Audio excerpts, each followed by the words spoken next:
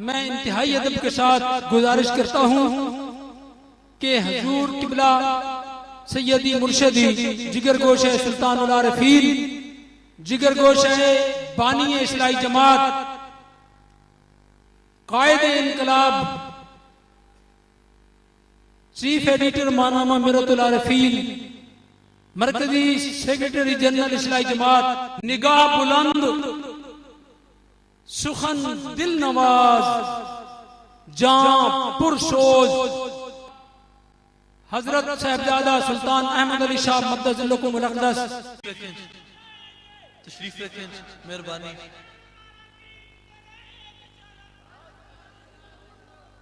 तशरीफ रखें, तशरीफ रखें, तशरीफ रखें।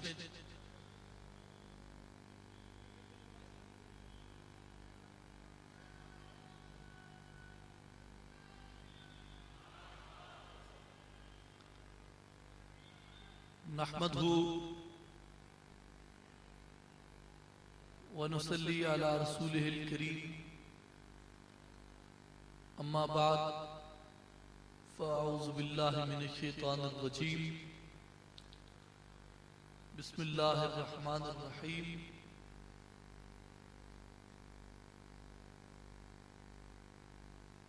अल्लाहु वलियुल लज़ीना आमनू युख़रिजुहुम मिनज़्ज़ुलुमाति इलन-नूर। सदक़ल्लाहुल अज़ीम व सदक़ रसूलुहुन नबियुल करीम। इन्नल्लाहा व मलाइकतहु युसल्लूना अलन नबी या अय्युहल्लज़ीना आमनू सल्लु अलैहि व सल्लिमू तस्लीमा। तमाम अहबाब व आवाज़ बुलंद दुरूद शरीफ पढ़ लें। अस्सलातु वस्सलामु अलैका या सय्यदी या रसूलल्लाह, अस्सलातु वस्सलामु अलैका या हबीबल्लाह, अस्सलातु वस्सलामु अलैका या मुहम्मदुर रसूलुल्लाह सल्लल्लाहु अलैहि वसल्लम। निहायत ही वाजिब ताज़ीम व तकरीम जानशीन सुल्तानुल फ़क्र, इमामुल वक्त, मुर्शिद बा हजरत सखी सुल्तान मोहम्मद अली साहब, सरपरस्त आला इस्लाही जमात फालमी तंजीमुल आरिफीन, दरबार आलिया हजरत सखी सुल्तान बाहू रहमतुल्लाह अलैह, तमाम उलमाए किराम, मशाइख़ उज़्ज़ाम, हाज़रीन नाज़रीन सामईन, बिलखसूस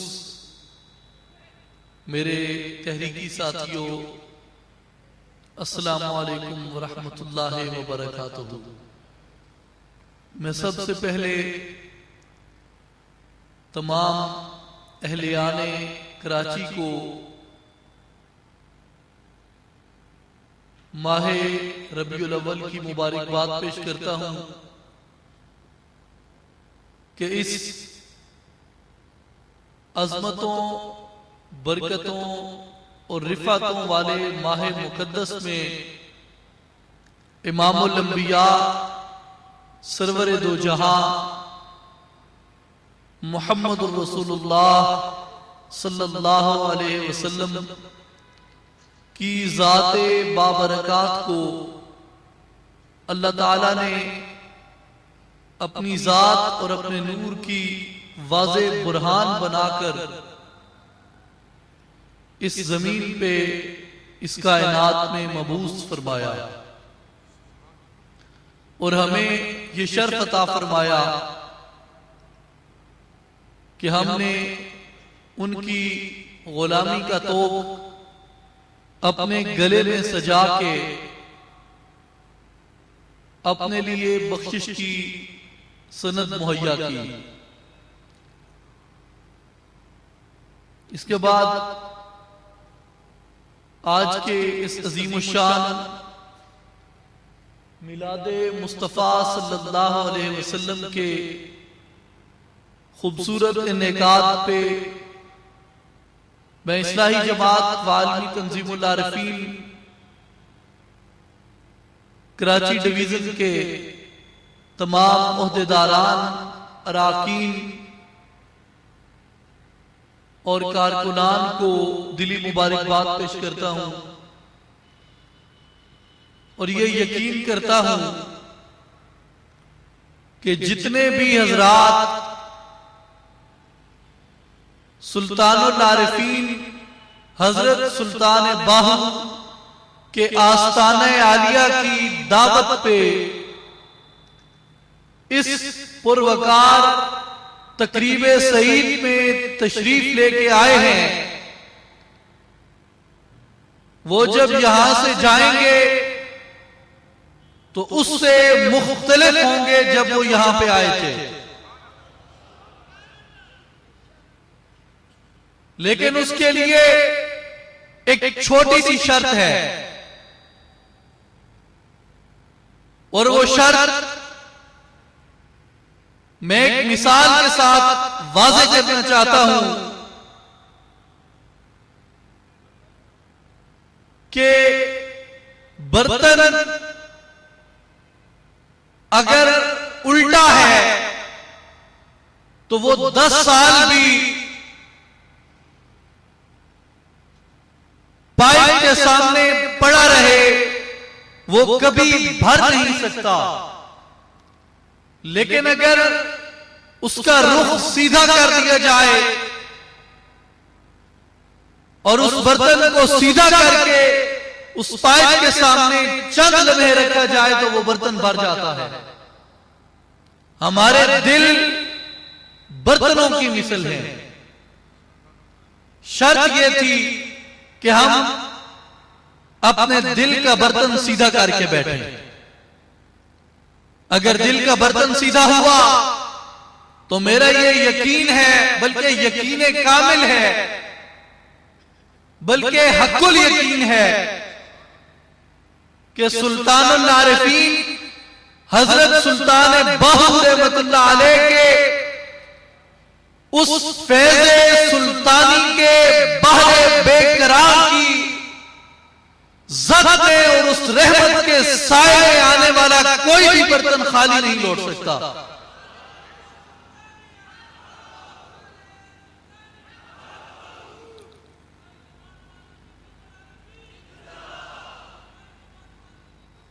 की खिदमत आलिया में कि माइक पे तशरीफ लाएं और अपने रूहानी और नूरानी खिताब से हमें मुनव्वर फरमाएं। जितने प्रोग्राम आपने समाअत फरमाए इस्लाही जमात और आलमी तंजीमुल आरिफीन के प्लेटफॉर्म से कि इस्लाही जमात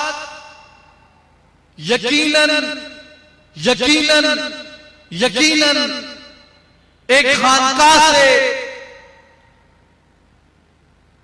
उस अलमे तौहीद और अलमे इश्क़ मुस्तफा सल्लल्लाहु अलैहि वसल्लम को लेके उठी है और ये चलने वाली बाकी मजहबी और नीम मजहबी रवायती और टिपिकल तंजीमों से मुख्तलिफ है। ये एक वाज़ेह पैगाम और एक वाज़ेह दावत लेके आगे बढ़ रही है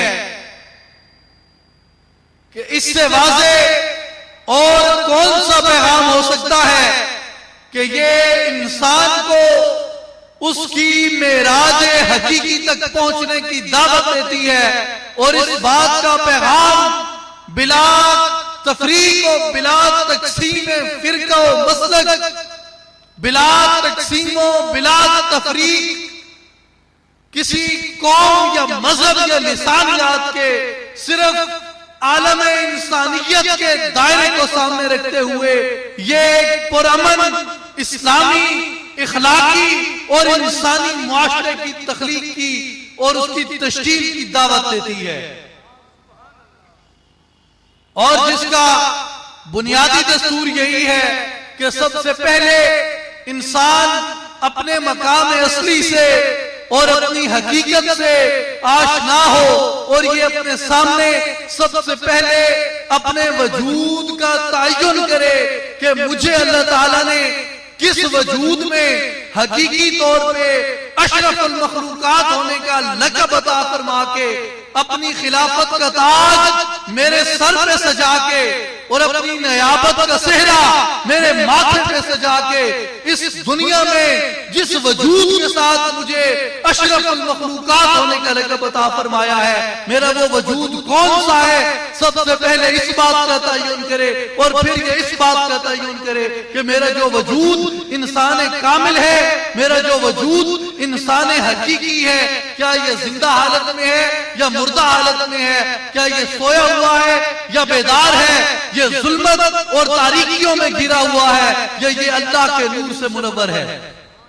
सबसे पहले हमने इस बात का तकर्रुर करना है और इस बात का तयन करना है, और जब हम इस बात का तयन और इस बात का तकर्रुर कर लेंगे तो फिर हमारे सामने एक बड़ी वाज़ेह मुबारक बात है, जिसे अल्लामा इकबाल इन अल्फाज में कहते हैं कि अगर कोई शोएब आए मुयस्सर, शुबानी से कलीमी दो कदम। मंजिल का तयन हो गया तो उसके बाद मंजिल तक पहुंचना यह सिर्फ 2 कदम की बात है। लेकिन अगर मंजिल का तयन नहीं है और हम मंजिल के तयन के बगैर अपनी इंसानी मेराज के, अपने इंसानी हकीकी वजूद के रूप की पहचान के बगैर अगर हम फिर रहे हैं तो फिर यह बात हमारे सामने बड़ी वाज़ेह है कि एक हैवान और एक इंसान की जिंदगी में फकत इतना ही फर्क रह जाता है कि इंसान को खुदा ने बोलने की कुदरत दी है और हैवान को खुदा ने बोलने की कुदरत नहीं दी। इससे बढ़ के इंसान और हैवान में कोई फर्क नहीं रह जाता।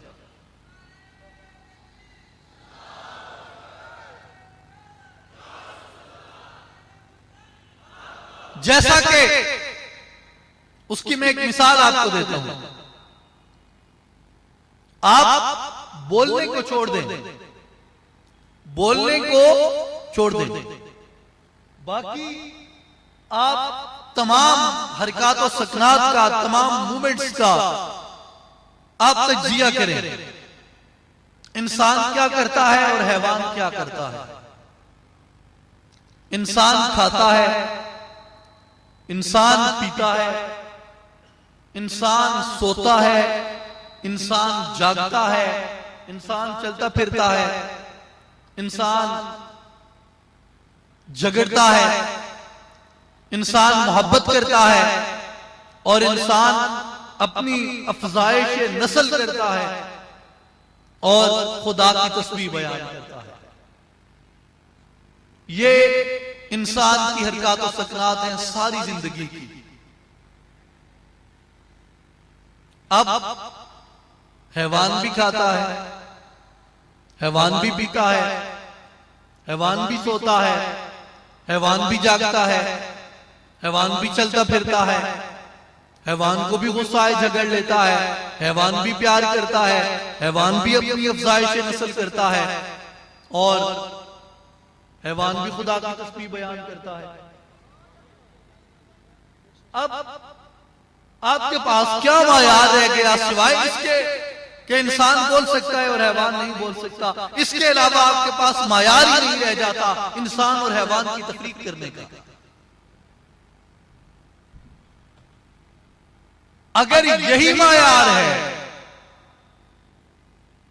अगर यही मायार है बोलने और न बोलने का, तो फिर बोलने की कुदरत जिन्नों को भी हासिल है, जिन्नात को हासिल है। तो जब जिन्नात को बोलने की कुदरत हासिल हो गई, बाकी हैवानों को वो तमाम कुदरतें हासिल हो गई जो इंसान को हासिल थी। अब मुझे बताएं इंसान किस मकाम और किस मायार के साथ अशरफुल मखलूकात कहला सकता है। अगर इसकी इबादत का मकाम और इसकी इबादत का मायार उनसे अफजल है, तो फिर इंसान से अफजल और इंसान से आला मायार मलाइका और फरिश्तों की इबादत और उनकी रियाजत का है। एक बड़ी मोटी सी और बड़ी छोटी सी एक मिसाल है कि बेशुमार मलाइका ऐसे हैं कि जिनकी अल्लाह ताला ने ड्यूटी लगाई है कि वो आलम अज़ल से लेके कयामत तक उनकी ड्यूटी है कि उन्होंने रुकू की हालत में खुदा की तस्बीह बयान करनी है। वो जिस दिन से पैदा हुए वो उस दिन से रुकू में खड़े हुजूर खुदा के हुजूर वो उसकी तस्बीह बयान कर रहे हैं। क्या ये उसकी जिम्मेदारी है कि वो रुकू की हालत में खड़े हैं और वो जिस दिन से पैदा हुए उस दिन से लेके उनकी ये जिम्मेदारी है, उनकी ये ड्यूटी अल्लाह ने लगाई है कि उन्होंने क़यामत तक रुकू की हालत में खुदा की तस्बीह बयान करनी है। कई सुजूद में है, सजदे में है, उन्होंने सजदे की हालत में खुदा की तस्बीह बयान करनी है क़यामत तक, बगैर किसी ताअत्तुल के, बगैर किसी रुकावट के। और कई ऐसे हैं जिन्होंने तशहुद की हालत में उन्होंने खुदा की तस्बीह बयान करनी है, वो बैठे हुए खुदा की तस्बीह बयान कर रहे हैं।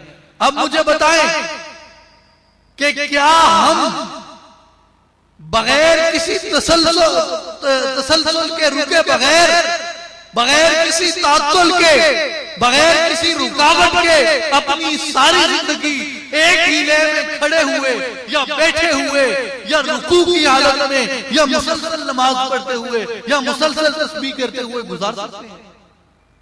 अगर हम गुजार सकते हैं तो फिर हमें खिलाएगा कौन?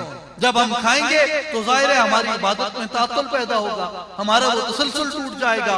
जब हम चलेंगे फिरेंगे, वुजू के लिए जाएंगे, जब हम अपनी इंसानी जिम्मेदारियों को निभाते हुए अपने मुआशरे की तश्कील की तरफ तवज्जो देंगे तो फिर उस वक्त हम उस इबादत के तसलसल को कायम नहीं रख सकते, हम उसको जारी नहीं रख सकते। लामुहाला उसके अंदर ताअत्तुल पैदा हो जाएगा। जब ताअत्तुल पैदा होता है तो उसका मतलब ये है कि हमारी ज़ाहिरी इबादत का जो मायार है वो मलाइका की इबादत के मायार से कम है, इसलिए इबादत में मलाइका हमसे अफजल है। अब मुझे बताएं कि इंसान किस लिहाज से अशरफुल मखलूकात बनता है? इंसान कैसे अशरफुल मखलूकात बन गया? खाने पीने और इन सिफात के अंदर भी ये हैवानों की बराबरी कर रहा है, बोलने में और तख्लीकी सलाहियतों में ये जिन्नों की बराबरी कर रहा है, इबादत और तस्बीह के अंदर ये मलाइका की बराबरी कर रहा है। हर मकाम पे इसके सामने एक मजबूत अपोजिशन मौजूद है। अब मुझे बताएं कि ये किस तरह, किस लिहाज से ये अशरफुल मखलूकात बन गया जबकि हर मकाम पे इसके मद्दे मुकाबिल मौजूद है? ये हमने कभी नहीं सोचा, हमने ये कभी गौर नहीं किया, हमने इस तरफ कभी तवज्जो नहीं दी, हमने इस तरफ कभी अपनी फिक्र के ज़ावियों को मरकूज नहीं किया, हमने कभी इस तरफ अपनी तवज्जो को मबजूल नहीं किया। और उसकी वजह और उसका जो नताइज है हमें इस तरफ न सोचने के, इंसान के इस तरफ न आने के और मुसलमान आलम को अपने इस बुनियादी नुक्ते को छोड़ के फरुआत में उलझ जाने के जो नताइज हैं वो आज आप सबके सामने हैं कि मिन हैसल कौम पूरी दुनिया के अंदर हम जलील और रुसवा होकर रह गए। इस्तेमारी ताकतों की नजर में एक हैवान की, एक जानवर की तो कोई इज्जत और कदर हो सकती है, लेकिन मुसलमान की कोई इज्जत और कदर नहीं है। मैं बड़े इख्तिसार के साथ एक बहुत वसी तज्जिए को पेश कर रहा हूं आपके सामने। उसकी वजह क्या है? उसकी वजह फकत और फकत यह है कि जब भी कौमों के लिए मौत है मरकज से जुदाई, कौमों के लिए मौत है मरकज से जुदाई, जब भी कोई कौम अपने मरकज से दूर हुई और अपने मरकज को छोड़ बैठी तो उसके ऊपर खुदा ने अजाब मुसल्लत कर दिया। और आज हमारे ऊपर अजाब जो मुसल्लत हुआ है वो आपको नजर आएगा अफगानिस्तान के अंदर, इराक के अंदर, गजा के अंदर, फलस्तीन के अंदर, कश्मीर के अंदर आपको वो अजाब मुसल्लत हुआ नजर आएगा। और वो आपको यहाँ पाकिस्तान के अंदर एक बेचैनी और बेयकीनी की सूरत में नजर आएगा।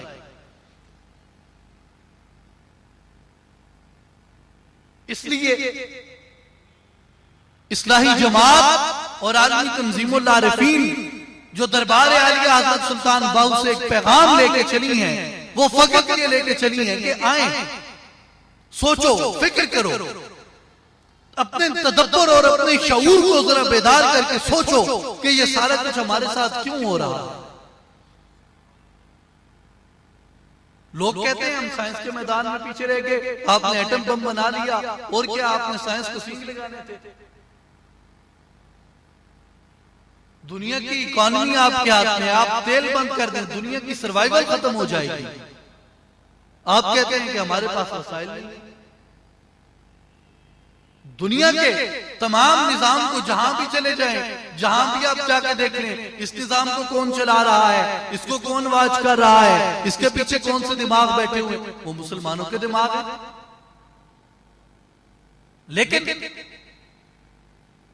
फिर वजह क्या होगी कि हम फिर भी उसके बावजूद जिल्लत में है, उसके बावजूद हमें एहसास कमतरी है, उसके बावजूद हमें जिल्लत और रुसवाई में मुब्तला कर दिया गया। वजह फकत और फकत यह है कि हमारे पास जो ताकत थी, हमारे पास जो एक तदब्बर और फिक्र की ताकत थी, हमने उसको छोड़ दिया और ये न सोचा कि हम किस वजह से जिल्लत में मुब्तला किए गए। तो मैं इस सारी तमहीद का जो मकसद था वो ये था कि हम जो दावत लेके सुल्तानुल आरिफीन हजरत सुल्तान बाहू के सीरत और सूरत के मजहर मेरे मुर्शिद करीम और मेरे कायदे मोहतरम हजरत सखी सुल्तान मोहम्मद अली साहब आपको ये परचम बुलंद फरमा के दुनिया के कोने कोने में, दुनिया के गली कूचों में जाके ये दस्तक दे रहे हैं और ये सदा लगा रहे हैं कि लोगों बेदार हो जाओ, सोचो, तदब्बर करो, अपने शऊर को बेदार करो और आज अपनी बका के मुतालिक सोचो कि हमारी बका किस चीज में है, हम कैसे बाकी रह सकते हैं। तो आज का जो सारी गुफ्तगू है वो इसी बुनियादी नुक्ते पे मरकूज है कि इंसान कौन है और इंसान का शर्फ क्यों है और इंसान हकीकी का जो शर्फ है वो कैसे है। एक अमूमी तसव्वुर हम अपने जहनों में जो इंसान के मुताल्लिक रखते हैं वो हमारे सामने हमारी ये जाहिरी सूरत है कि ये इंसान है और यही इंसान का हकीकी रूप है और शायद यही आग, हवा, मट्टी और पानी से बनाया हुआ ये जिस्म था जिसे मलाइका ने सजदा किया था, जिसे मलाइका ने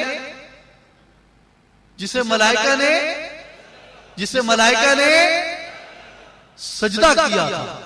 हम जब भी इंसान की बात करते हैं तो हमारे सामने हमारा ये वजूद आ जाता है कि यही वजूद है शायद कि जिसे मलाइका ने सजदा किया था। अब इसी वजूद को जब हम इंसान कामिल तसव्वुर करते हैं और इंसान हकीकी समझते हैं, ये खराबी की पहली सीढ़ी है।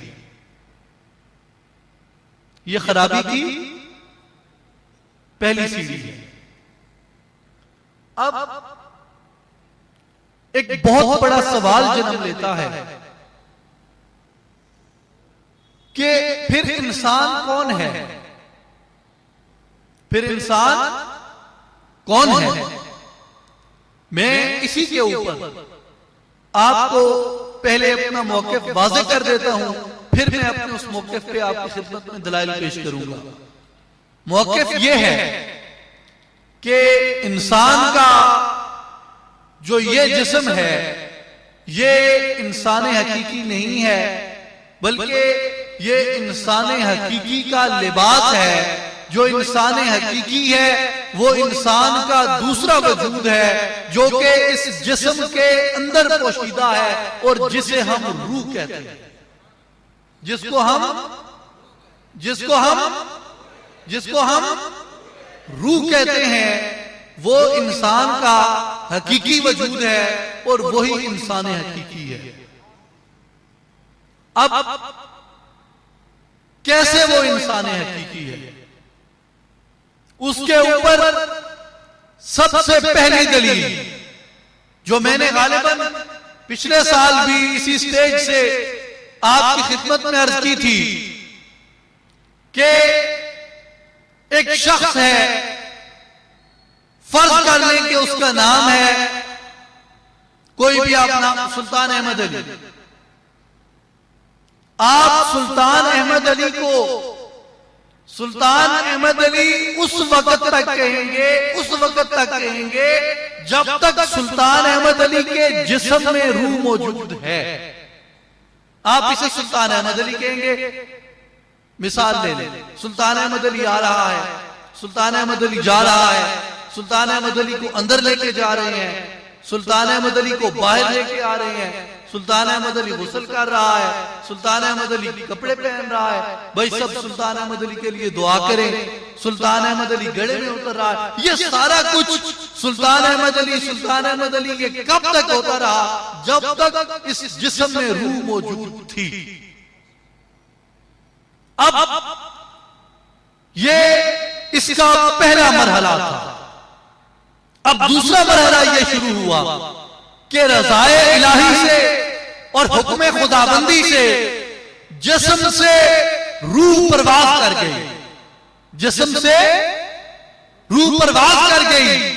और उसके बाद ये दूसरा मरहला ऐसे शुरू हुआ कि अब रूह के परवाज कर जाने के बाद इसे कोई सुल्तान अहमद अली नहीं कह रहा। हर कोई यही कहता है कि ये मैयत है, हर कोई यही कहता है कि ये मैयत है। पहले सुल्तान अहमद अली आता जाता था, वो उसको ले आते ले जाते थे, वो गुस्ल करता था और वो कपड़े पहनता था और उसके लिए दुआ होती थी। लेकिन आज क्या कह रहे हैं? मैयत को अंदर लेके जा रहे हैं, मैयत को बाहर लेके आ रहे हैं। पहले सुल्तान अहमद अली गुस्ल करता था, आज मैयत को गुस्ल दे रहे हैं। पहले सुल्तान अहमद अली कपड़े पहनता था, आज मैयत को कफन पहना रहे हैं। पहले सुल्तान अहमद अली के लिए दुआ करते थे, लेकिन आज रूह निकल जाने के बाद जब आप उसके जनाजे की नियत करते हैं तो आप क्या कहते हैं? सना अल्लाह ताला के लिए, दरूद नबी अकरम मोहम्मद रसूलुल्लाह सल्लल्लाहु अलैहि वसल्लम के लिए, और दुआ वास्ते हाजिर, दुआ वास्ते हाजिर, दुआ वास्ते हाजिर सुल्तान अहमद अली के। क्यों भाई? दुआ वास्ते हाजिर सुल्तान अहमद अली के, दुआ वास्ते हाजिर मैयत के। किसी दानिशमंद ने, किसी होशमंद ने, किसी अकल वाले ने जाके कफन का वो पर्दा सिरकाया और उसने कहा कि यार ये देखो, ये खदफाल देखो, ये नैन नकूश देखो, ये चेहरे की बनावट देखो। अभी ये 8 घंटे पहले सुल्तान अहमद अली हर कोई से कह रहा था, ये आंखें उसकी, ये नाक उसका, ये चेहरा उसका, ये मुंह उसका भी 8 घंटे गुजरने के बाद इसे हर कोई मैयत क्यों कह रहा? मैयत क्यों कह रहा? फिर पहले कहते थे सुल्तान अहमद अली गड्ढे में उतर रहा है, आज 8 घंटे गुजरने के बाद कहते हैं मैयत को कब्र में उतारो। ये उसका दूसरा मरहला था। अब फिर तीसरा मरहला जो शुरू हुआ वो ये शुरू हुआ कि जब अजीजो अकारब, उसके रिश्तेदार उसको कब्र में दफना देते हैं। कब्र में दफनाने के बाद वहां से अपनी रसूमात और फराइज को अदा करके वो अपने घर चले जाते हैं और सवाल और जवाब के लिए, हिसाब किताब के लिए मुनकर और नकीरैन यानी वो फरिश्ते वो उस कब्र में दाखिल होते हैं। तो जब वो कब्र में आते हैं तो सवाल और जवाब के लिए, हिसाब किताब के लिए फिर जो रूह होती है वो उस जिस्म में लौटा दी जाती है। अब इधर रूह उस जिस्म में लौटा दी गई, उधर घर वाले अजीजों अकारब वो घर पहुंचते हैं। अब वो घर पहुंच के फिर क्या मसला शुरू कर देते हैं? वो कहते हैं कल सुल्तान अहमद अली का खत्म है, फिर सुल्तान अहमद अली के कुल है, फिर सुल्तान अहमद अली का चेलम है, फिर उसकी बरसी है, ये उसका बिस्तर है, ये उसका घर है, ये उसके बच्चे हैं, ये उसकी गाड़ी है। अब गौर करें, जब तक मरने से पहले जिस्म में रूह थी तब भी सुल्तान अहमद अली था, मरने के बाद सवाल और जवाब के लिए जब रूह फिर लौटा दी गई, वो फिर सुल्तान अहमद अली बन गया। वो मैयत इसी दौरानिये में था कि जिस दौरानिये में उसके जिस्म के अंदर रूह मौजूद नहीं थी। अब यह साबित होता है कि सुल्तान अहमद अली इस जिस्म का नाम है या सुल्तान अहमद अली उस जिस्म का नाम है जो जिस्म इस जिस्म के अंदर पोशीदा है।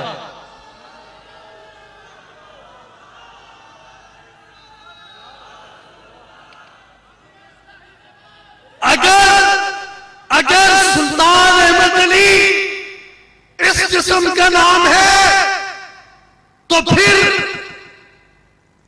जो रूह के निकल जाने के बाद कहते हो कि ये मैयत आ रही है, मैयत जा रही है, फिर मैयत नहीं आई जाएगी, फिर सुल्तान अहमद अली जाएगा, सुल्तान अहमद अली आएगा।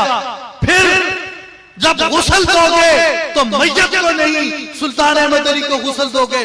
अगर इंसान इस जिस्म का नाम है, अगर इंसान आग, हवा, मट्टी और पानी से बने हुए इस जिस्म का नाम है, अगर नुत्फतन अमशाजन के तहत तख्लीक किए हुए इस जिस्म का नाम इंसान है, तो फिर तुम गुस्ल मैयत को नहीं सुल्तान अहमद अली को दोगे।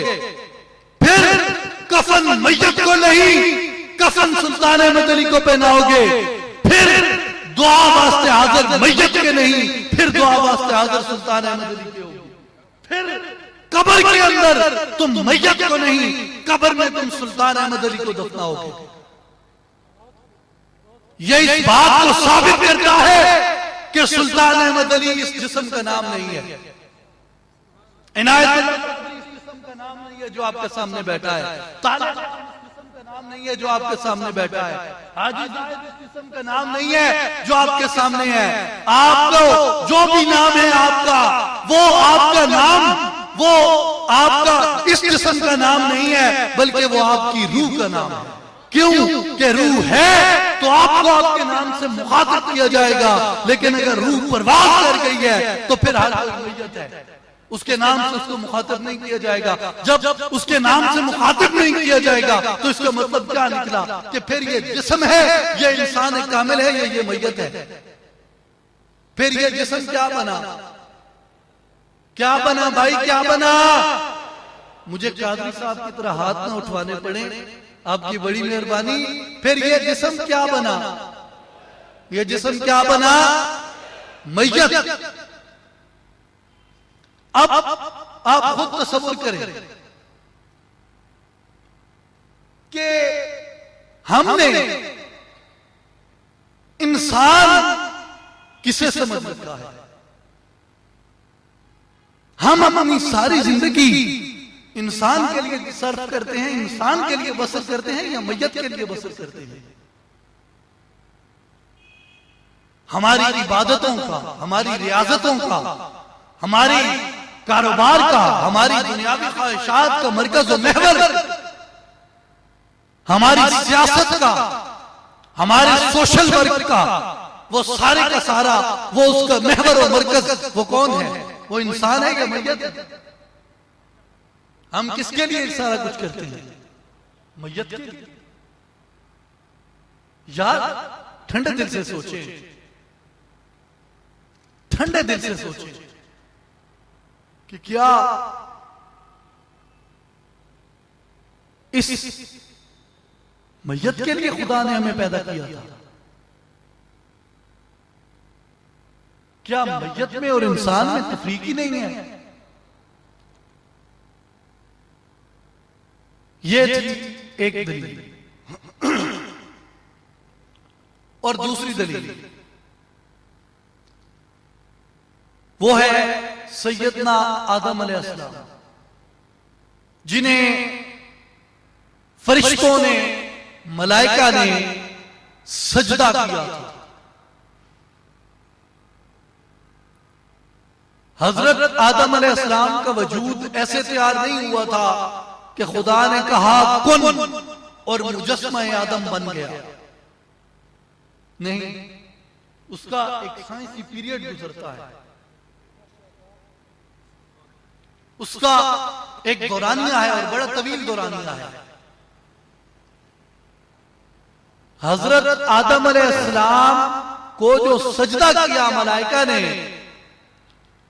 हजरत आदम अलैहिस्सलाम का वजूद और हजरत आदम अलैहिस्सलाम का जो जाहिरी जिस्म था वो 120 साल तक तख्लीक होता रहा। 120 साल तक उसकी तख्लीक होती रही। उस पे 3 दौरानिये गुजरे 40-40 साल के। पहले दौरानिये में हजरत आदम के वजूद की सूरत जो कुरान ने बयान की वो है गीली मिट्टी। वो कौन सी है? गीली मिट्टी, जिसे कुरान कहता है तीन, तोए से तीन, गीली मिट्टी। फिर जो दूसरा अरसा गुजरा 40 साल का, उसमें जो हजरत आदम के वजूद की नौयत थी वो थी गूंधी हुई मिट्टी। वो कौन सी थी? गूंधी हुई मिट्टी, हिमा मस्नून। फिर जो तीसरा 40 साल का दौरानिया गुजरा वो था खनकती हुई मिट्टी। कौन सा था? कौन सा था? खनकती हुई मिट्टी। सलसाल, जिसे कुरान कहता है सलसाल। गीली मिट्टी के 40 साल, फिर गूंदी हुई मिट्टी के 40 साल, फिर खनकती हुई मिट्टी के 40 साल। कितने हो गए? 120 साल हजरत आदम का वजूद मक्के और ताइफ के दरमियान उफ्तादा रहता है। 120 साल जुबान से अदा करना आसान है। खलीफातुल्लाह का वजूद तैयार होते हुए, बनते हुए और मक्के और ताइफ के दरमियान उफ्तादा, उसे देखते रहे। अब 120 सालों में खुदा ने नहीं फरमाया क्या मलाइका जाओ कतारें बना के खड़े हो जाओ मक्के और ताइफ के सामने और मेरे इस खलीफे को सजदा करो। जबकि वजूद तो तैयार हो रहा था, आदम की सूरत तो सामने आ गई थी। चले पहले 40 साल पूरी नहीं थी, दूसरे 40 साल, अब दूसरे 40 साल भी पूरी नहीं थी, 80 साल पूरी नहीं थी यार, आगे 90 साल, 100 साल, 110 साल, 120 साल तक खुदा ने नहीं कहा कि ये आदम का वजूद पड़ा है, जाओ इसको सजदा कर दो। नहीं। फिर उसके बाद कादरी साहब हजरत आदम का वजूद मसनद पे जलवा फरमा कर दिया जाता है। कतारों के अंदर कतार दर कतार सफे दुरुस्त करके मलाइका खड़े हैं, लेकिन सजदा नहीं कर रहे। क्यों? कि खुदा ने सजदा ममनू कर दिया कि अभी तक तुम सजदा नहीं कर सकते। सजदा ममनू था। कब सजदा वाजिब हुआ, कब सजदा लाजिम हुआ, कब सजदा फर्ज हुआ? फरमाया वाना वक्तो फीहे मिर रूही, जब मैं इसके अंदर अपनी रूह को फूंकूंगा फिर तुमने इसको सजदा करना है। अब मुझे बताएं कि जिस्म 120 साल पहले तैयार हो चुका है लेकिन सजदा नहीं हुआ, मसनद पे जलवा फरमा कर दिया गया, सजदा नहीं हुआ, लेकिन जब रूह उसके अंदर फूंकी गई, रूह फूंके जाने के बाद एक लम्हे के तवक्कुफ करने वाले को खुदा ने मलाइका के उस्ताद से इब्लीस बना के, शैतान बना के अपनी बारगाह से धुतकार दिया। अब बताएं वो मलाइका का सजदा आदम के जिस्म को था या आदम की रूह को था?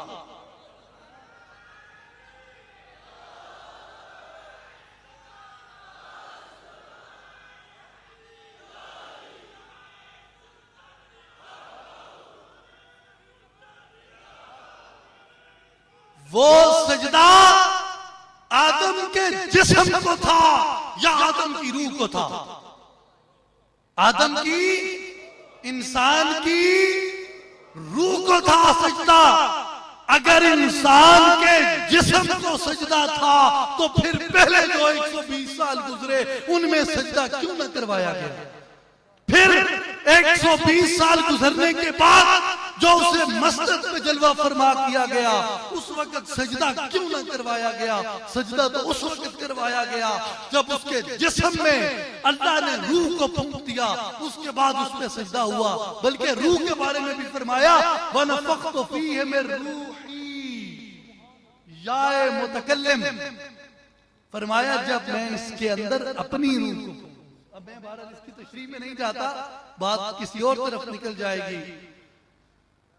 फरमाया जब मैं इसमें रूह फूंक दूं तो तुमने इसे सजदा करना है, और रूह से पहले सजदा नहीं हुआ। लिहाजा अब वजूद इंसान का ताय्युन अहले आने कराची, अगर आपके दिल के बर्तन सीधे हैं तो आज ये इनकलाब अपने दिल के बर्तनों में समेट लें और अपना ये तसव्वुर वाज़े कर दें कि ये जिस्म क्या है, ये जिस्म क्या है। नहीं, पीछे से आवाज नहीं आई, ये जिस्म क्या है, ये जिस्म क्या है। और इंसान कौन है? इंसान कौन है? रूह। और अब फैसला आप खुद कर लें कि आपने मैयत के लिए जिंदा रहना है या आपने रूह के लिए जिंदा रहना है। अब देखें, मैं फैसला मुसल्लत नहीं कर रहा। दिल की आबादी, शहनशाही, शिकम सामान मौत। दिल की आबादी, शहनशाही, शिकम सामान मौत। फैसला तेरा, तेरे हाथों में है, दिल या शिकम। मैयत के लिए जिंदगी बसर करे या हकीकी इंसान के लिए जिंदगी बसर करे, ये फैसला आपके हाथ में है। बहरहाल आज इस बात का तयन आप अपने ज़हन में कर लें कि इंसान कामिल और इंसान हकीकी वो रूह कुद्स का नाम है, वो इंसान की रूह का नाम है, वो इस जिस्म का नाम नहीं है। अब इससे आगे है जो दूसरा सवाल था कि फजीलत किसकी है? फजीलत किसकी है? फजीलत इस जिस्म की है या फजीलत रूह की है? फजीलत किसकी है? रूह की। यह तो एक सादी सी बात है कि फजीलत रूह की है, लेकिन इस पे दलील क्या है? मैं इस पे मुख्तसर 2-3 दलाइल आपकी खिदमत में पेश करता हूं।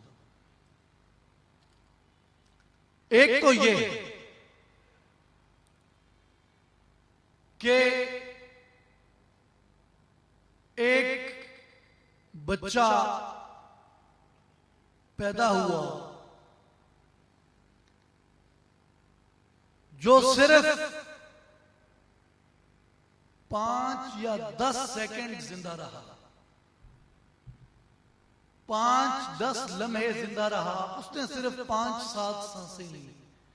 उसके बाद वो बच्चा फौत हो गया, उसके जिस्म में से रूह परवाज कर गई। गोया जो रूह का उसके जिस्म में दौरानिया है खुर्शीद साहब, वो कितना है? 5 या 10 लम्हे, 5 या 10 लम्हे।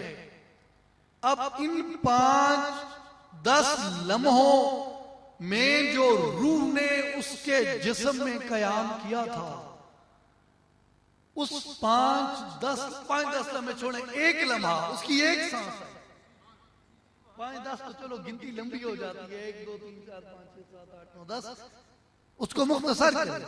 एक लम्हा रूह ने कयाम किया, सांस आया फिर निकल गया, लेकिन रूह के एक लम्हे के कयाम ने उसे ये फजीलत अता कर दी कि अब उसकी तकफीन भी होगी, उसका जनाजा भी होगा, और फिर उसकी इज्जत और एहतराम के साथ उसकी तकफीन।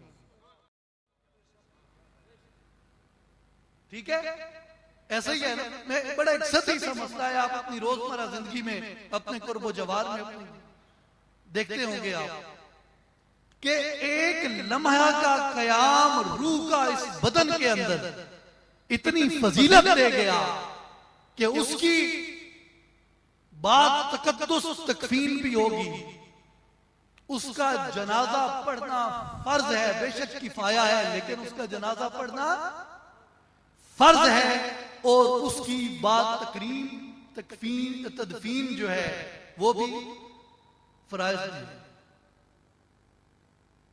ये एक बात थी। अब इसी बात के बरअक्स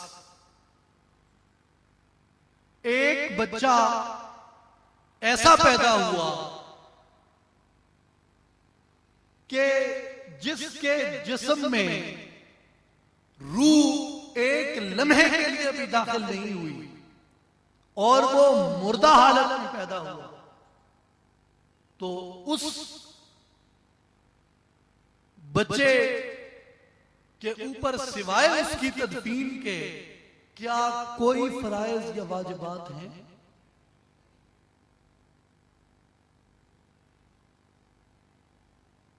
वो भी बच्चा था, ये भी बच्चा है, बेशक वो एक ही मां के बदन से आए हैं, लेकिन उसकी इतनी ताजीम है जिसके जिस्म में रूह ने एक लम्हे का तवक्कुफ किया था कि उसके ऊपर तमाम फराइज इस्लामी लागू होते हैं, लेकिन जिसके जिस्म में रूह ने कयाम और तवक्कुफ नहीं किया उसके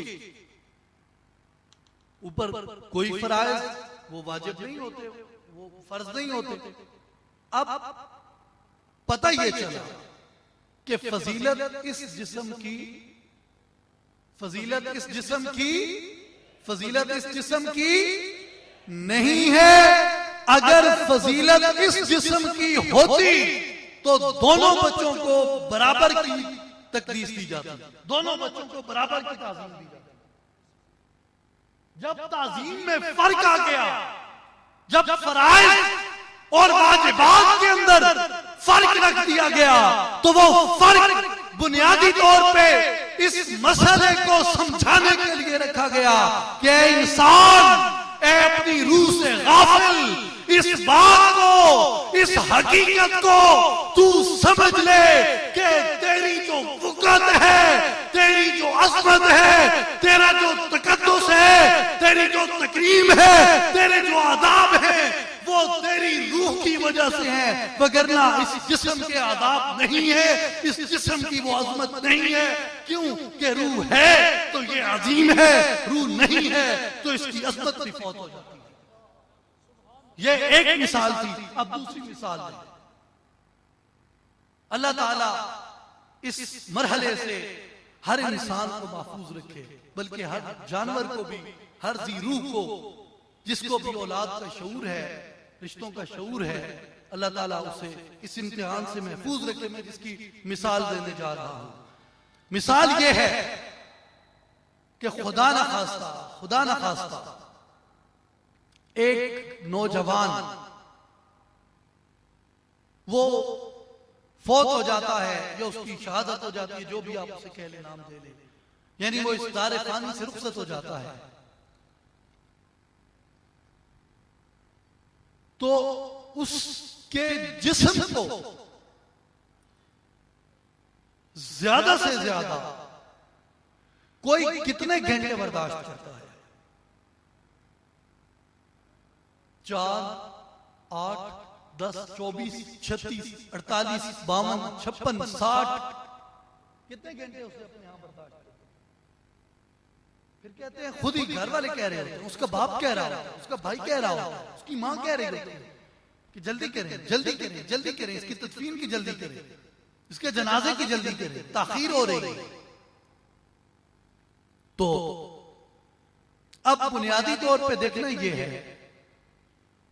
कि उसके जिस्म से हर कोई इतना बेजार क्यों है कि हर किसी को उसको दफन कर देने की जल्दी है, हालांकि उसका जिस्म तो नौजवान है।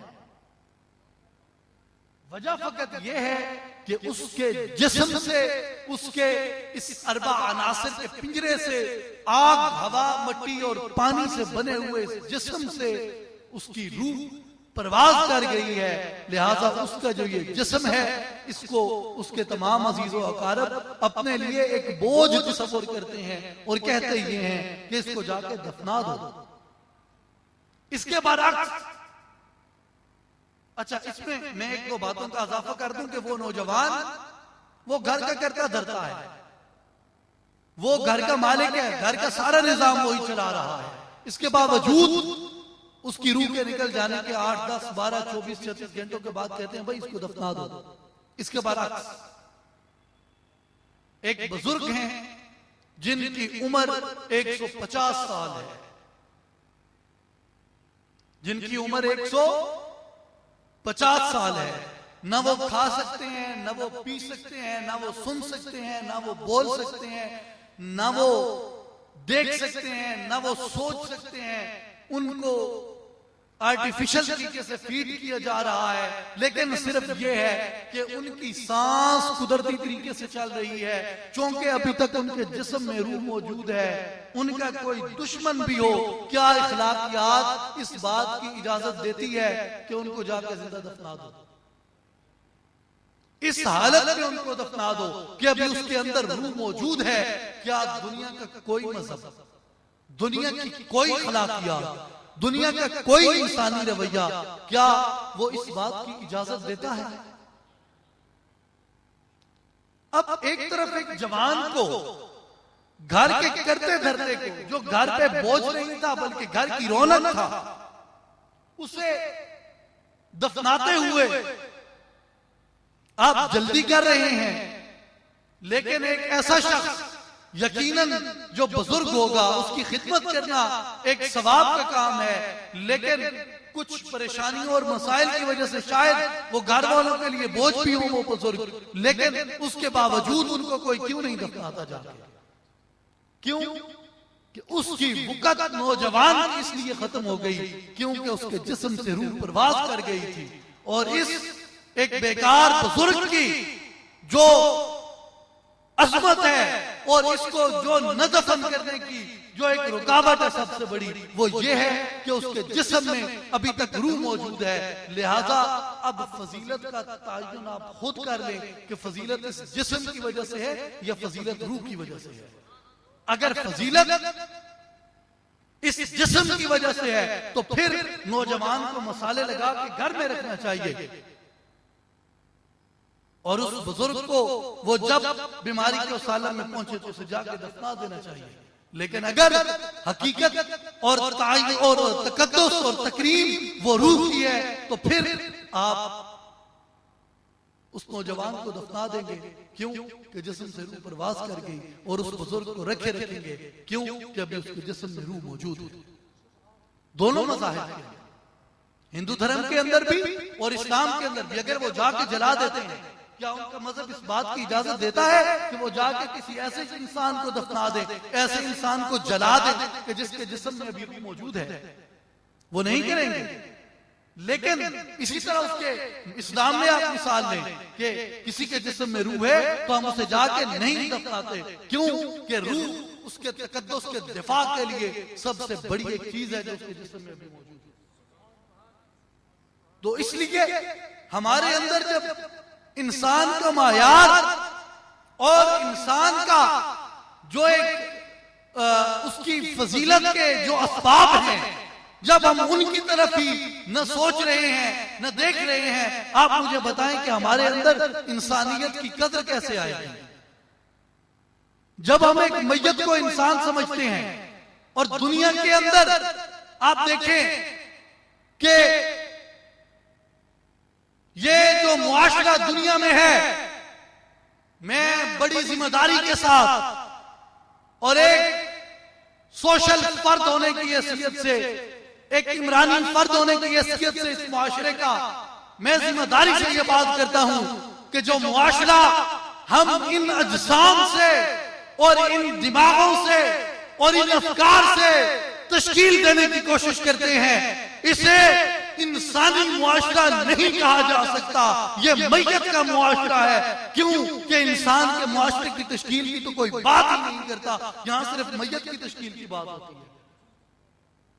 आप मुझे बताएं, ये मेरा सवाल है आपसे, ये मेरा सवाल है उलमा से, ये मेरा सवाल है दानिश्वरों से, ये मेरा सवाल है स्कॉलर से, ये मेरा सवाल है अहले इल्म से, ये मेरा सवाल है अहले दानिश से, कि जब आप मैयत का मुआशरा तश्कील देने की कोशिश करेंगे तो वहां से आपको नताइज कैसे मिलेंगे?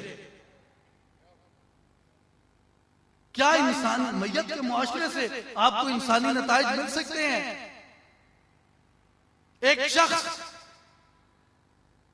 दुकान खोलता है बदबूदार चीजों की और वो उससे तवक्को रखता है कि इससे इत्तर और कस्तूरी की खुशबुएं निकलेंगी। क्या ऐसा मुमकिन है? क्या ऐसा मुमकिन है कि कभी किसी बदबूदार अशिया की दुकान से कभी इत्तर और कस्तूरी की महक और उसके हुल्ले आए? क्या ऐसा हो सकता है? जब ऐसा नहीं हो सकता तो मुझे ये बात समझा दें कि मैयत के मुआशरे की तश्कील से आप तवक्कुआत ये रख लें कि जनाब ये मुआशरा पुरअमन भी हो जाएगा और ये मुआशरा मुस्तहकम भी हो जाएगा। ऐसा होना मुमकिन नहीं है। पिछले 150 साल से बैनुल अक़वामी सतह पे इस पे कोशिशें की जा रही हैं, इस पे रकूमात को सर्फ और खर्च किया जा रहा है, इंटरनेशनल ऑर्गेनाइजेशंस बना दी गई हैं, बड़े बड़े ऑर्गेनाइज्ड और रिकॉग्नाइज्ड इंस्टीट्यूशंस इस पे काम कर रहे हैं। मेरे भाई तशरीफ फरमाए, इन मामलात को बेहतर समझते हैं कि यूनाइटेड नेशन जैसे, सिक्योरिटी काउंसिल जैसे और इससे बड़े बड़े और कई इदारे इस तरह के तश्कील दे दिए गए जिन्होंने आलमी अमन के ऊपर, जिन्होंने इस्तेकाम सोसाइटी के, जिन्होंने इस्तेकाम मुआशरा के ऊपर, जिन्होंने स्टेबिलिटी ऑफ सोसाइटी के ऊपर, जिन्होंने बड़ी रिसर्च की है, जिन्होंने बड़ी फंड रेजिंग की है, जिन्होंने बड़ा कुछ किया है, लेकिन 150 साल गुजरने के बावजूद मासिवाय इसके कि उन्होंने ये बरकी कुमकुमे रोशन कर लिए हैं, इससे बढ़ के वो न वो अमन को कायम कर सके हैं, न वो मुआशरे के अंदर इस्तेकाम ला सके हैं। उसकी वजह क्या है? उसकी वजह फकत और फकत ये है कि वो मैयत का मुआशरा तश्कील देना चाहते हैं और मैयत के मुआशरे से दुनिया में कभी अमन कायम ही नहीं हो सकता। दुनिया में एक ऐसी हस्ती है, दुनिया में एक ऐसा इनकलाब है, दुनिया में एक ऐसी तब्दीली है जिसने दुनिया को अमन भी दिया, जिसने मुआशरे को इस्तेकाम भी दिया और जिसने इंसानियत को दवाम और बका भी अता की। और वो इनकलाब है जो मक्के की बेआबो बेआ वादियों से परचम मुस्तफा की सूरत में बुलंद हुआ और पूरी दुनिया ने उस परचम के साए तले आने वाले मुस्तफा करीम सल्लल्लाहु अलैहि वसल्लम की उस चादर रहमत के, उस परचम तौहीद के साए के तले में जितने भी लोग आ गए वो अमन भी पा गए, वो इस्तेकाम भी पा गए, वो दवाम भी पा गए, वो बका भी पा गए। उसकी वजह क्या थी?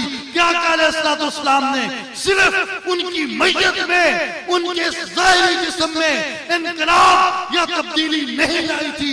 आका अलैहिस्सलाम ने सीनों के अंदर उनकी रूहों को, यानी उनके इंसान हकीकी को बेदार कर दिया था।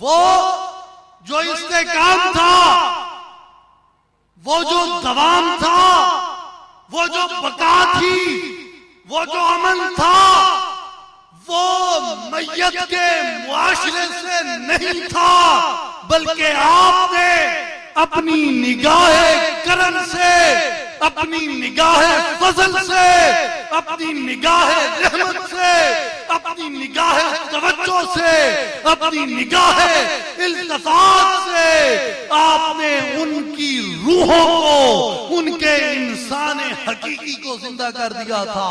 तभी हकीम उल उम्मत अल्लामा इकबाल रहमतुल्लाह अलैह पुकार उठते हैं, पुकार के सदा लगाते हैं कि सीना रोशन हो तो है सोज़े सुखन ऐन हयात, न हो रोशन तो सुखन मर के दवा में साथी। अगर सीना रोशन है तो तेरी हर बात वो सोज़ो गुदात भी रखती है और वो मकाम और मर्तबा भी रखती है, वो इज्जत और इस्तिकामत भी रखती है। लेकिन अगर तेरे सीने को रोशन नसीब नहीं है, तेरी रूह को बेदारी नसीब नहीं है और ना हो रोशन तो सुखन मर गए दवा में साथी। ये 150 साल से होने वाली कोशिशें इसीलिए रायगाह चली गई कि इंसानियत को रूह को बेदार करने के लिए आज तक किसी ने सोचा ही नहीं।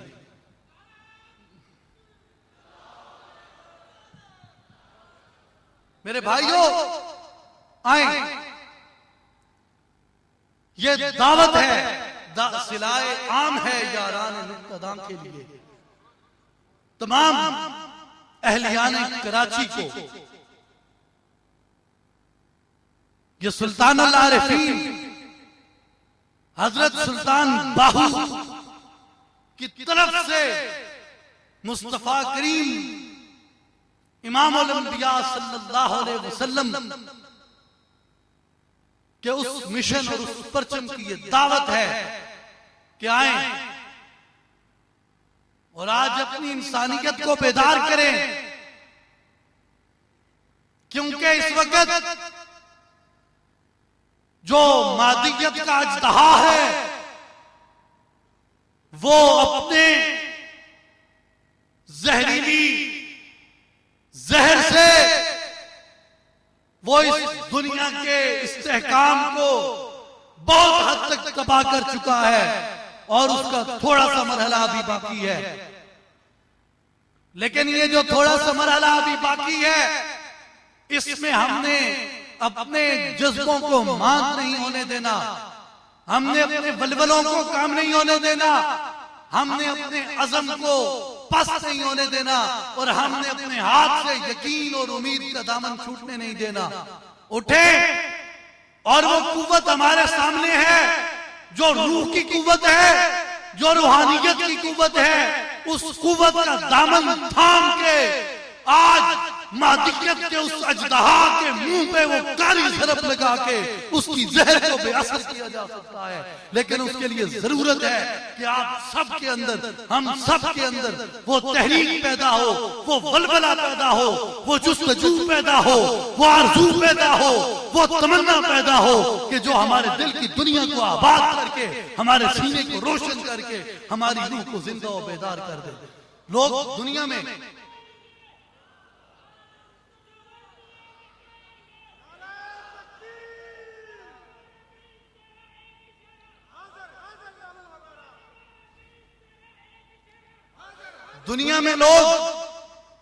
मुख्तलिफ नजरियात का प्रचार करने के लिए निकलते हैं। मुख्तलिफ दुनिया की मुख्तलिफ तहरीकें, मुख्तलिफ तंजीमें वो अपने अपने नजरियात लेके आगे बढ़ती हैं। मैं इसी बात को बड़ा मुख्तसर करके अर्ज करता हूं हमेशा कि दुनिया में सिर्फ दो नजरिए हैं, तीसरा नजरिया है ही नहीं। बाकी जितने नजरियात हैं दुनिया के वो उन दो नजरियात की मद में, उनके ज़िमन में आते हैं, उनके ज़िमनी नजरियात हैं। और वो दो नजरियात हैं दुनिया में, एक नजरिया है रहमान का और दूसरा नजरिया है शैतान का। दुनिया में एक नजरिया है रहमानियत का या रूहानियत का और दूसरा नजरिया है मादियत का,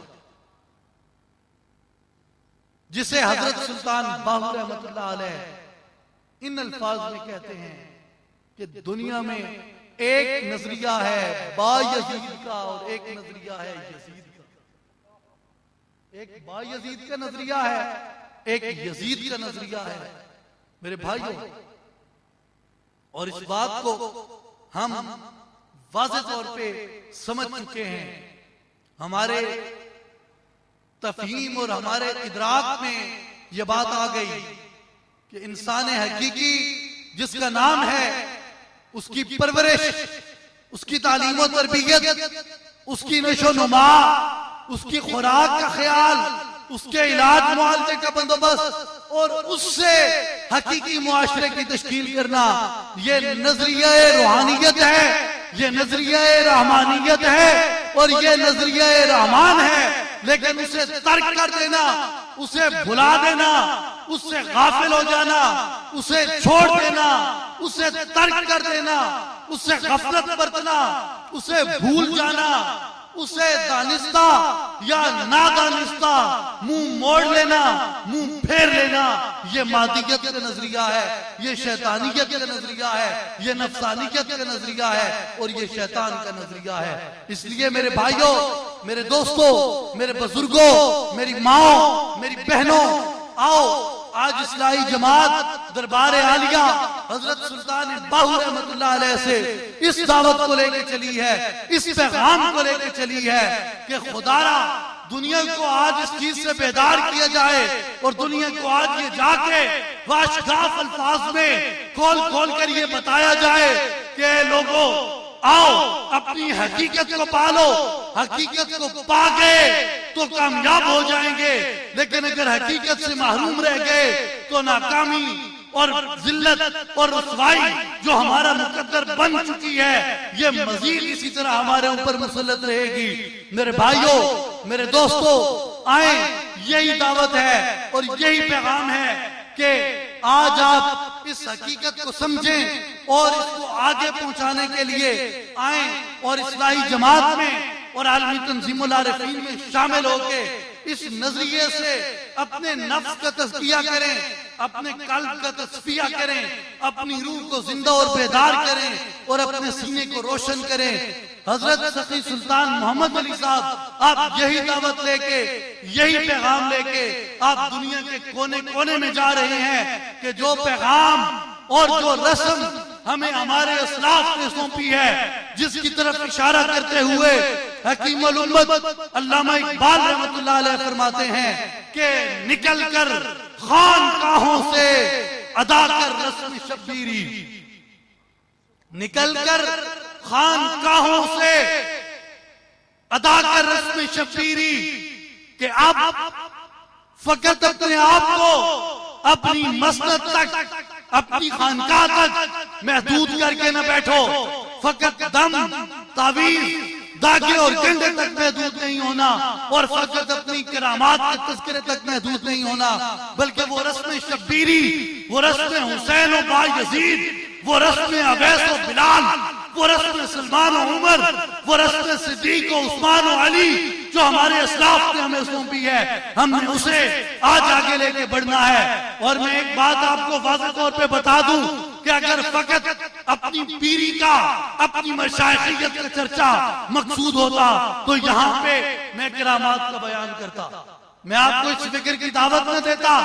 और यही बदनसीबी है जो अल्लामा इकबाल कहते हैं कि रहा नहल कहे सूफी में सोज़े मुश्ताकी, फसाना हाय करामात रह गए बाकी। मैं फसाना हाय करामात की बात नहीं कर रहा। एक बात को याद रखें कि मैं हसब और नसब के लिहाज से आवान हूं और मेरी निस्बत शेर खुदा हजरत मौला अली रज़ी अल्लाह तआला अन्हु से मिलती है। और जब मुझे इसमें मैं निहायत गुनहगार आदमी हूं, निहायत गुनहगार आदमी हूं, मन आनम के मंदानम, मेरे गुनाह हैं जिन पे मेरा मालिक पर्दापोशी फरमाता है। लेकिन मैं जब अपने हुजूर मुर्शिद करीम से, अपने वालिद गिरामी से लेके हुजूर मौला कायनात शेर खुदा हजरत अली रज़ी अल्लाह तआला अन्हु तक देखता हूं तो मुझे एक पुष्प भी ऐसी नजर नहीं आती कि जिसका सीना फकरे मोहम्मद सल्लल्लाहु अलैहि वसल्लम से खाली हो। इसलिए जो करामात के चर्चे हैं और जो करामतें हैं वो सबसे ज्यादा मेरे घर की हैं और मेरे खानदान की है।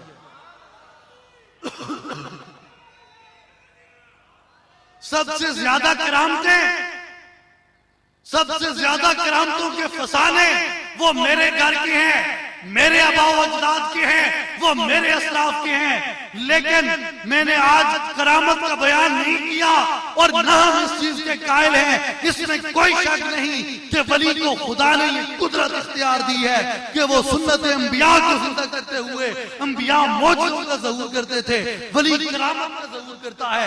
ये ताकत है उनके पास, ये इख्तियार है। ऐसे बेशुमार वाकयात हैं, दफ्तरों के दफ्तर भरे पड़े हैं, लेकिन इस चीज का इदराक आज हमारी तहरीक ने किया है कि आज इस मिल्लत को, आज आलम इंसानियत को जरूरत करामत की नहीं बल्कि जरूरत इस्तिकामत की है। करामत की जरूरत नहीं, आज करामत के चर्चे की जरूरत नहीं, आज इस्तिकामत का दर्स देने की जरूरत है। आज इस्तिकामत से अपने पाए सबात में लग़ज़िश नहीं आने देनी।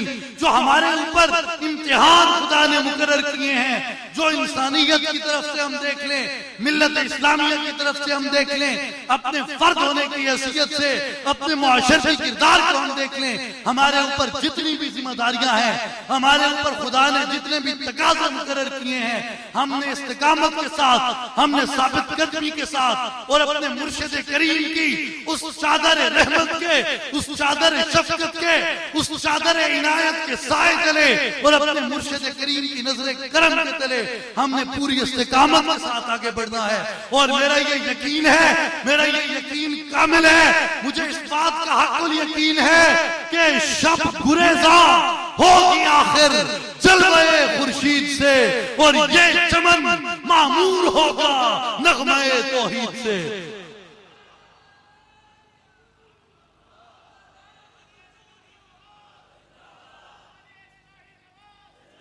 और मैं इसके साथ आपको एक और बात वाज़ेह कर दूं कि हमारी यानी इस्लाही जमात और आलमी तंजीमुल आरिफीन की दावत सिर्फ मुरीदीन, मोतक़दीन और मुतवस्सिलीन हजरत सुल्तान बाहू तक महदूद नहीं है।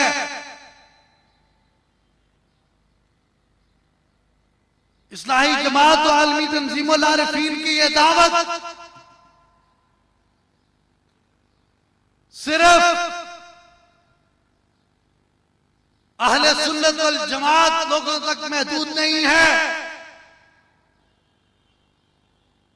इस्लाही जमात और आलमी तंजीमुल आरिफीन की ये दावत सिर्फ आलम इस्लाम यानी मुसलमानान आलम तक, मुसलमानों तक महदूद नहीं है, बल्कि ये एक खानकाही जमात है, ये एक खानकाही तंजीम है कि जिसकी वुसअत किसी एक खित्ते तक, किसी एक रंग तक, किसी एक जुबान तक, किसी एक नस्ल तक, किसी एक कौम तक नहीं है, बल्कि हर खित्ते, हर नस्ल, हर रंग, हर जुबान, हर मसलक, हर मजहब, हर तबके फिक्र, हर तबके जिंदगी के लिए है। और ये दावत उन खानकाही तकाज़ों को पूरा करते हुए ये पूरे आलम इंसानी दावत है। दुनिया में जहां भी कहीं भी कोई भी इंसान बसता है, इस्लाही जमात उसे ये दावत देती है कि आए सुल्तानुल आरिफीन की चादर रहमत में आ जाए, इंसानियत का शऊर उसमें बेदार हो जाएगा।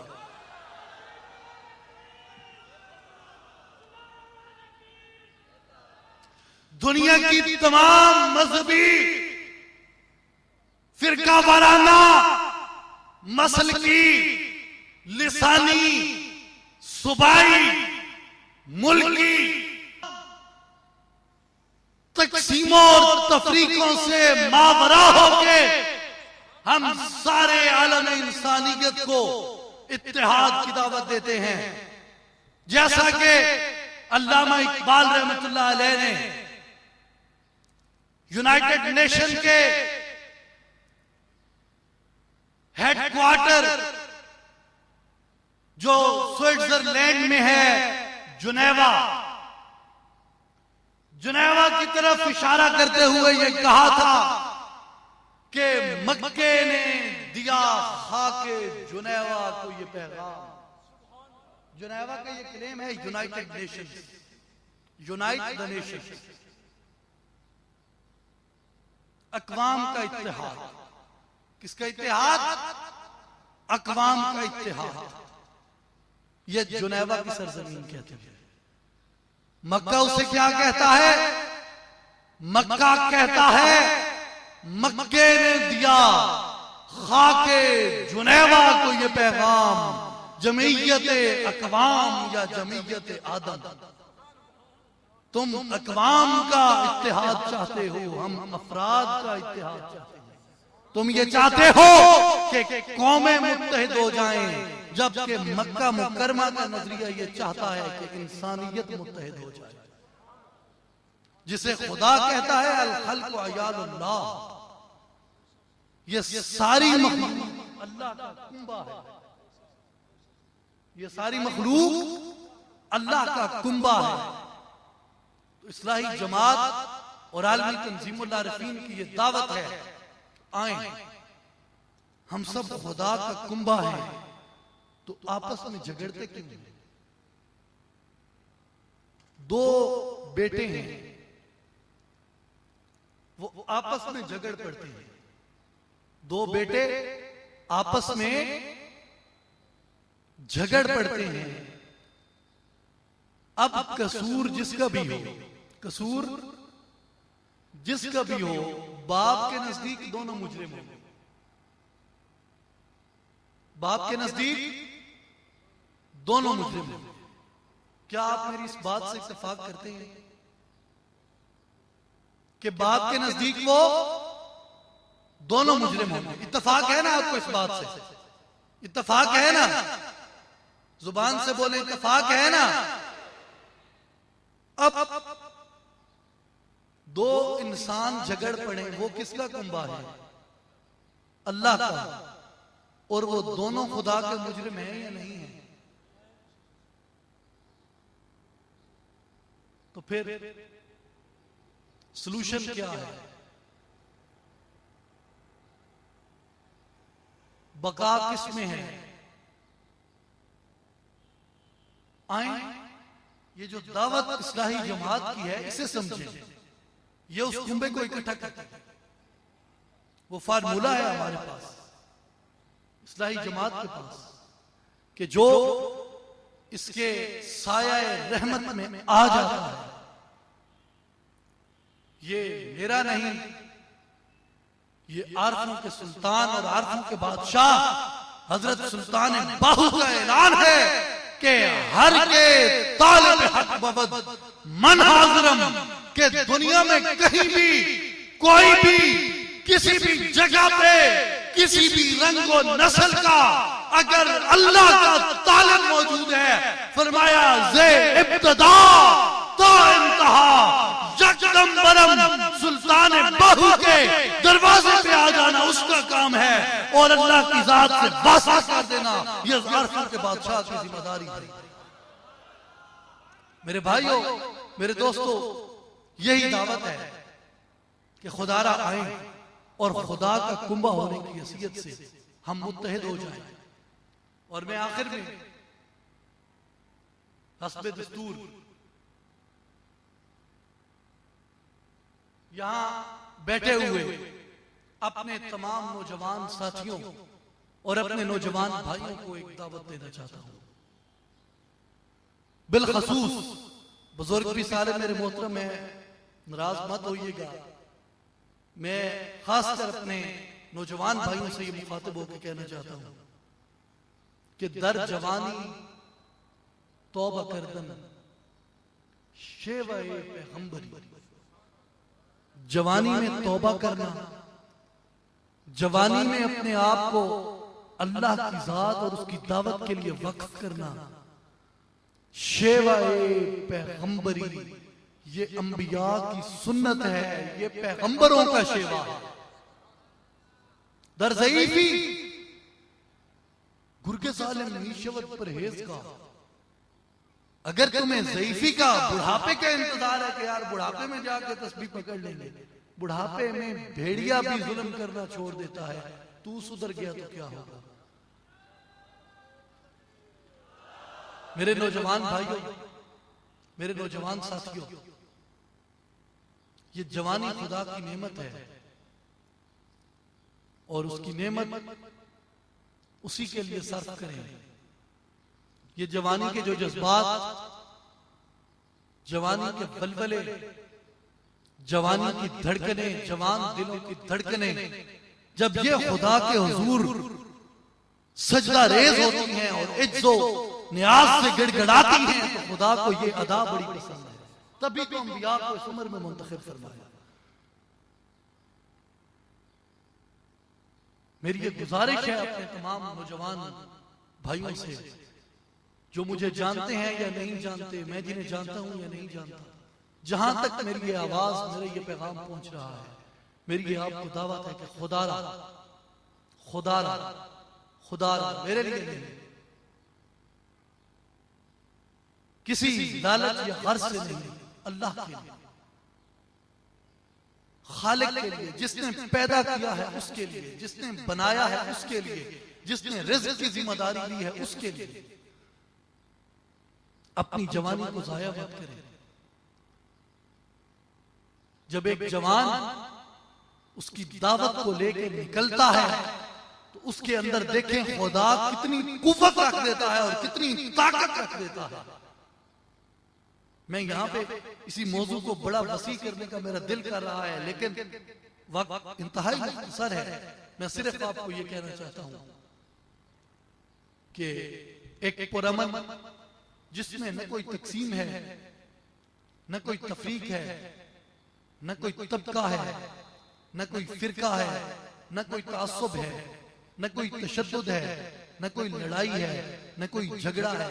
ये खालिसतन ये खुदा और उसके महबूब अलैहिस्सलाम के कायम करदा उस निजाम के तहत ये जमात और ये तंजीम चल रही है। आप आए, इसमें आपको आपके नफ्स की इस्लाह मिलेगी, आपके कल्ब का तस्फिया मिलेगा, आपकी रूह को जिंदगी मिलेगी, आपके सीने को रोशनी मिलेगी, आपके शऊर को बेदारी मिलेगी, आपके लाशऊर को